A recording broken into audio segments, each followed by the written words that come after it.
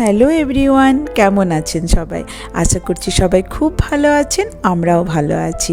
আর কালকে তো আমরা লন্ডন থেকে কুয়েতে ফিরেছি। তারপর এত টায়ার্ড ছিলাম যে সারা দিন তো ঘুমিয়েই কেটেছে। আর আজকে হচ্ছে পরের দিন সন্ধেবেলা, এখন সন্ধে 7:30 বাজে। তো এখন আমি চলে এসেছি লুলু হাইপার মার্কেটে। তো কিছু কিছু জিনিস কেনার আছে, গ্রসারি প্রায় সব কিছুই শেষ হয়ে গেছিলো। শাক সবজি ফল কিছুই ছিল না, গ্রসারিও কিছু ছিল না। তো লুলুতে চলে এসেছি। তো চলুন, ভাবলাম যে আপনাদেরকেও সাথে নিয়েই যাই। তো এই যে একটা ট্রলি নিয়ে নিয়েছি, এরপর টুকটুক করে সব জিনিসগুলো কিনে নিই। তো দেখলাম এখানে বেশ পাপোশগুলো ভালো পাওয়া যাচ্ছে, তো একটা নিয়ে নিলাম। আর এই যে আটাটাও শেষ হয়ে যাচ্ছে, তো আমি এই যে মাল্টিগ্রেন অল বেকার্সের আটা নিয়েছি। মাল্টিগ্রেন আটাটাই খাই, এটা বেশ ভালো। তারপর একটা চাল নিয়ে নিলাম, চালটাও দেখলাম যে শেষের দিকেই হয়ে এসছে। আর এই পাঁপড়গুলো চোখে পড়তে পাঁপড়গুলো 2 প্যাকেট তুলে নিলাম, কারণ এটা আমার ছোটো মেয়ে বড়ো মেয়ে দুজনেই খুব ভালোবাসে। একটু ড্রাই ফ্রুটস নেব, মোটামুটি সবই শেষ হয়ে গেছে বাড়িতে। তো তাই ভাবলাম যে সব কিছু একটু একটু নিয়ে আসি, কারণ আর 1 সপ্তাহের মধ্যে বাচ্চাদের স্কুলও খুলে যাবে। আর এই যে অর্গানিক সর্ষের তেলটা নিয়ে নিয়েছি, এই তেলটাই এখন খাই। আর আমাদের তো বাঙালি মানে বুঝছেনই, তেল খাওয়া প্রচুর হয়, তো তাই অর্গানিকগুলোই এখন ইউজ করি। আর এটা একটা গ্রাউন্ডনাট অয়েল নিয়ে নিলাম, এটাও আমি অর্গানিকই নিলাম, কারণ ভাজাভুজি যা করি এটা দিয়েই করি।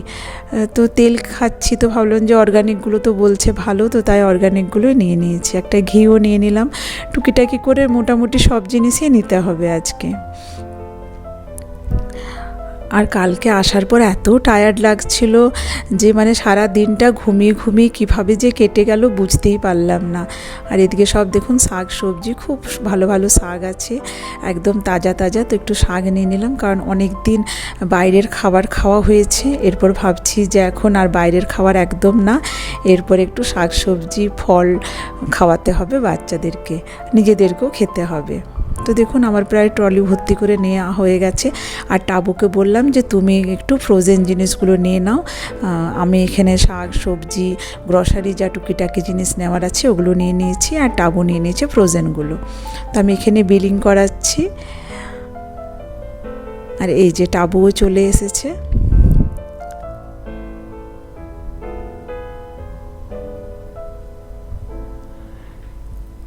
আর কোথার থেকে ঘুরে আসা মানে এত চাপ পড়ে যায় বাড়িতে আসার পর, সব কিছু কেনা, আবার মনে যেন নতুন করে সংসার শুরু করছি।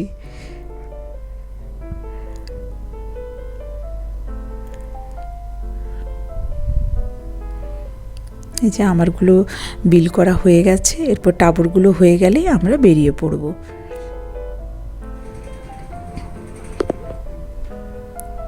আর এই যে টাবু এখানে নিয়ে নিয়েছে একটু দই দুধ, একটু এই যে ফ্রোজেন পরোটাগুলো আনা করালাম, যে পরোটাগুলো এনে রাখো, এখন কয়েকদিন একদম মানে ভালো লাগছে না কিছু করতে। চিকেন মাটন, একটু বিস্কিট পনির, এগুলো সব নিয়ে নিয়েছে টাবু। চলুন এগুলোর বিল করিয়ে এরপর বাড়ির দিকে রওনা দেব। আর বেশ অনেকটাই রাত হয়ে গেছে, জিনিস কিনতে কিনতে গিয়েই কিছু একটু খেয়ে শুয়ে পড়বো। এই যে দেখুন নাই নাই করতে কত জিনিস হয়ে গেল কেনা। চলুন এরপর বাড়ির দিকে যাওয়া যাক।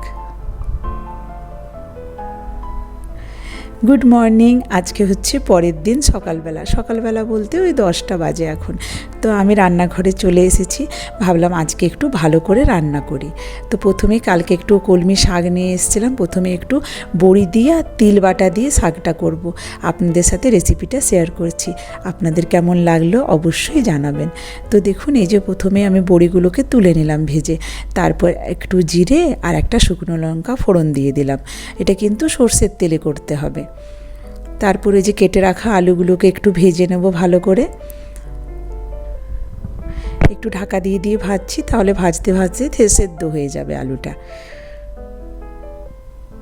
তারপর অনেকটা রসুন কুচনো দিলাম, এটাতে রসুন কুচনোটা হচ্ছে মাস্ট, এটা দিলে কিন্তু খুব ভালো লাগে টেস্টটা। রসুন কুচনোটা দিয়েও বেশ একটু করে ভেজে নিচ্ছি। তারপর দিয়ে দিলাম পেঁয়াজ কুচনো, একটা বড় পেঁয়াজ কুচনো দিয়ে একটু বেশ ভালো করে ভেজে নেব। আর অনেক কিছুই টুকি করে রান্না করব ভেবে রেখেছি, কিন্তু জানি না কতটা কি করতে পারবো। আর এই যে শাক কুচনোগুলো দিয়ে দিলাম, শাকটাকে কুচিয়ে রেখেছিলাম, কলমি শাকটা। এরপর এটাকে একটু ভালো করে ওপর নিচ করে নেড়ে চেড়ে একটা চাপা দিয়ে দিলাম। এটা সেদ্ধ হোক, ততক্ষণে ভাবছি ওইদিকে একটু মটরশুঁটি দিয়ে কিমা দিয়ে একটা ঘুগনির মতো বানিয়ে রাখবো রাত্রের জন্য। তো ওখানেও তেল গরম করে ওর মধ্যে জিরে ফোড়ন দিয়ে অনেকটা রসুন কুচনো দিয়ে দিলাম। রসুনটা দেখুন বেশ ভাজা ভাজা হয়ে গেছে, তার মধ্যে অনেকটা পেঁয়াজ কুচনো দিয়ে দিলাম।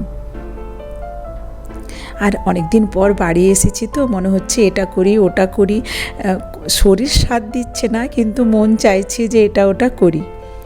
তো এরপর শাকটা যে একটু কমে এসছে তখন আমি নুনটা দিলাম, না হলে নুনটার পরিমাণটা বুঝতে পারা যায় না। এরপর একটু হলুদ গুঁড়ো দিয়ে দিলাম, একটু লঙ্কার গুঁড়ো দিয়ে দিচ্ছি, আর একটু জিরে গুঁড়ো, বাস আর কিছু মশলা দেব না এতে।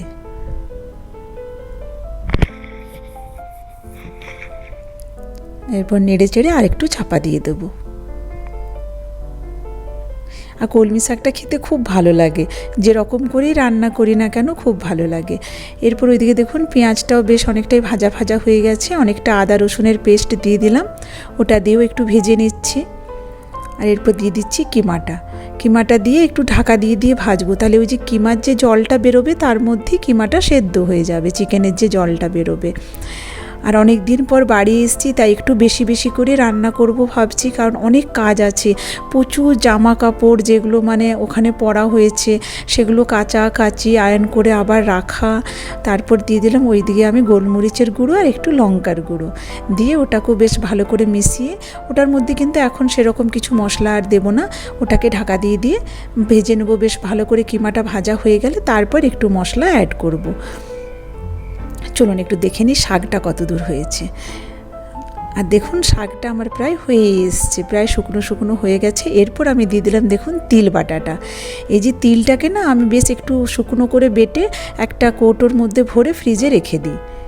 তো তিল বাটাটা দিয়ে দিলাম, আর দিয়ে দিলাম ওপর থেকে বড়িগুলো। এরপর বেশ একটু ভাজা ভাজা করে শুকনো শুকনো করে নামিয়ে নেব। আর দেখুন হয়ে গেছে, এরপর আমি তুলে নিচ্ছি শাকটা। এরকম করে বানিয়ে কখনো দেখবেন, খুব টেস্ট হয় খেতে তিল বাটা দিয়ে। তো দেখুন কি সুন্দর লাগছে শাকটা দেখতে। আর এই যে আমার কিমাটাও প্রায় ভাজা ভাজা হয়ে এসছে, সেদ্ধ হয়ে গেছে চিকেনটা।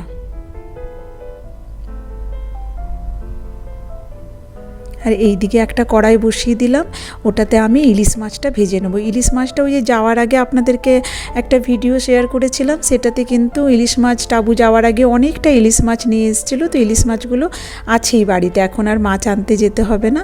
তো তাই আমি ওইদিকে একটু সর্ষে লঙ্কা বেটে নিচ্ছি, ততক্ষণে আমি এখানে মাছগুলোকে ছেড়ে দিলাম। আর এই লোহার কড়াইটা না একটু ছোট, তাই বেশি মাছ একসাথে ভাজা যায় না, তাই একটু একটু করে ভেজে নিচ্ছি, 2-3টে করে।